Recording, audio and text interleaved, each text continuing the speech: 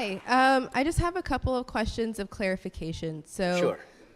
You touched on it a little bit towards the end of your lecture, but if you could describe more, I guess, like elaborate more on what you mean by decency and these fundamental values, especially in light of the statements that you just made in response to the question, not this last question, but before this, recognizing the fluidity of culture and cultural values and the existence of cultures that don't necessarily share the same values, and how do you account for that, moving towards a common set of values? How do you, if you believe that it is useful, develop coalition politics in order to move towards a collective sense of value?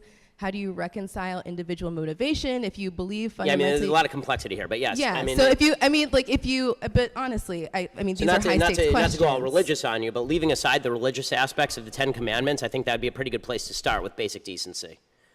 Right? Don't steal,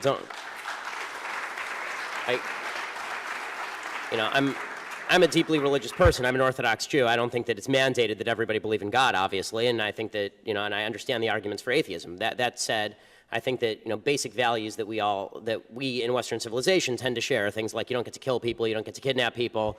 I think that values that have developed later, anti-slavery values, for example, that are a later breaking development from Western civilization, but have roots in Judeo-Christian civilization.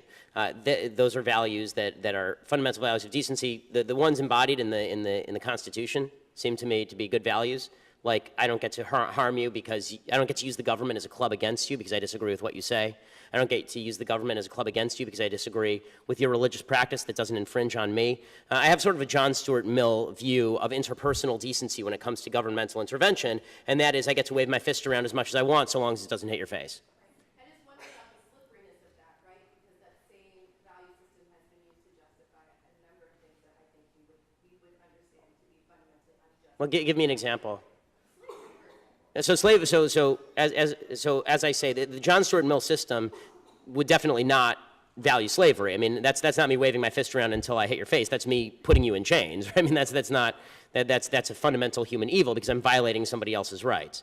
So it's the basic value that originally springs from the notion that we're all created in God's image, and then consummates in the idea that we're all equal under God, and that we all have equal rights under God. That doesn't allow things like slavery, and it fights against things like slavery. Now, where I think that some people get dicey about this, I don't want to lead you here, but I think this is where some people get dicey about this idea, is they say, okay, well, what about the things where I'm waving my fist around and I'm not formally hitting you in the face, but you're getting me upset? So, for example, if you have a private business and the private business decides to discriminate against Jews, right, or decides to discriminate against blacks or against gays, right?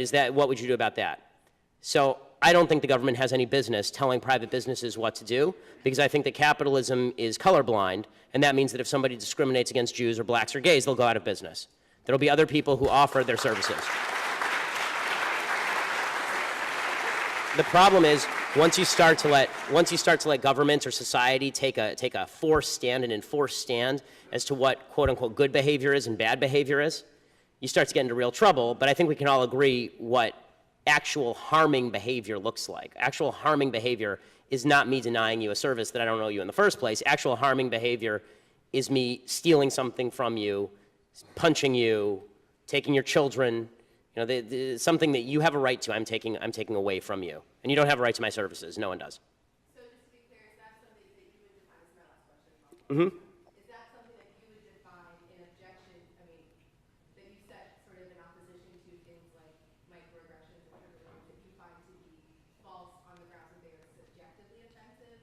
Are the things that you just listed things that you would find to be objectively offensive? Well, I mean, so now you're getting into a broader question, which is, are any values objective or subjective? All values, I suppose, in the end, are going to be subjective, but I think the ones that we can most easily agree on, and the ones to which there's an objective standard anyway, that doesn't require you to read my mind. Let's find a standard where we don't have to read each other's mind. So a standard where microaggressions require me to read your mind. I have to try and figure out what's going to offend you and what's not. I don't have to read your mind to know you probably don't want me to punch you in the face. Right? Like there's an objective standard there where I don't have to read your mind. We all sort of agree. And if we can't agree on that, we can't agree on literally anything, and then society's over. So I guess time to buy your food parcels and build your bomb shelters, if that's the case. If we can't all agree it's bad to hit each other in the face, then we have no place to start. Thanks so much. All right, this will be